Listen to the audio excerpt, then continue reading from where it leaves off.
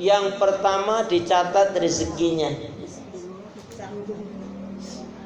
dicatat ajalnya, dicatat amalnya, dicatat bahagia atau sengsaranya dia. Banyak yang tidak memahami hadis ini. Inilah hadis tentang tauhid. Maksudnya apa? Karena Allah mencatat rezeki, ajal, amalnya, bahagia susahnya, surga atau nerakanya. Itulah hebatnya Allah yang tidak diketahui oleh manusia. Allah sudah tentukan. Nah, pelajarannya bagi kita orang tua, anak itu adalah rezeki. Anak itu merupakan nikmat, karunia, amanah, titipan, tetapi sekaligus menjadi ujian. Maka saran saya, Mas Ari, Mbak Niken, untuk kelancaran kelahirannya dan kesehatan Mbak Niken sebagai ibu dan bayinya apa? Baik sekali, yaitu bernazar. Kalau dulu Nabi Zakaria bernazar sampai usia 80 tahun, ya, Nabi Zakaria kurang lebihnya umur 85 tahun, istrinya umur 75 tahun.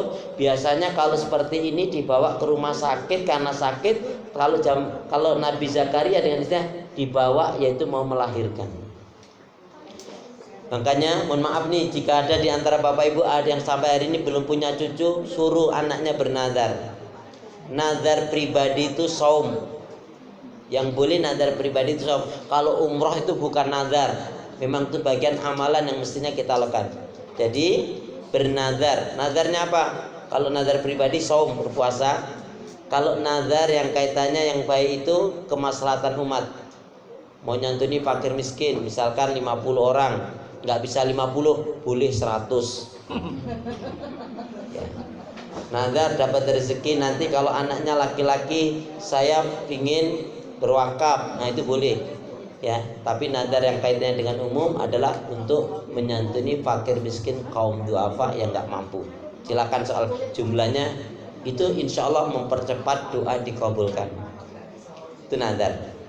Nah, karena Allah menyatakan, dari Rasulullah tadi katakan ditulis rezekinya, maksudnya apa? Yang pertama, seorang ibu dan seorang ayah pastikan nafkah rezeki yang diberikan untuk babynya ini, untuk bayinya ini, untuk calon anaknya ini adalah rezeki yang halalan thayyibah. Saya ingatkan juga bapak ibu, yang penting punya anak kerja di tempat yang halal dan berkah. Prinsipnya halal berkah. Soal 1 bulan upah gajinya 9 juta halal nggak apa-apa, daripada kerja di satu tempat udah haram cuma 2 juta lagi. Nauzubillah nih. Mending yang 9 juta halal daripada yang 2 juta haram. Begitu juga Bapak Ibu kalau mau ngeluarin zakat infak dan sedekah, catatannya cuma satu. Apa itu?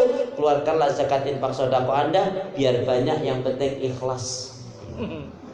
Daripada sedikit gak ikhlas, lebih baik banyak tapi ikhlas. Udah sedikit gak ikhlas, ungkit-ungkit najis.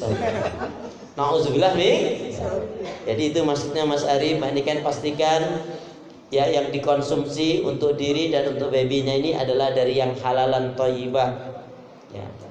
Kemudian Rasul juga mengingatkan ajal. Nah, kenapa? Maksudnya jangan sampai kondisi kita dalam kehidupan yang terakhir tidak dalam keadaan iman. Wala tamutuna illa wa antum muslimun. Bapak dan Ibu, kalau udah bicara kematian, ingat kullu nafsin dha'iqatul. Setiap yang berjiwa pasti akan mati.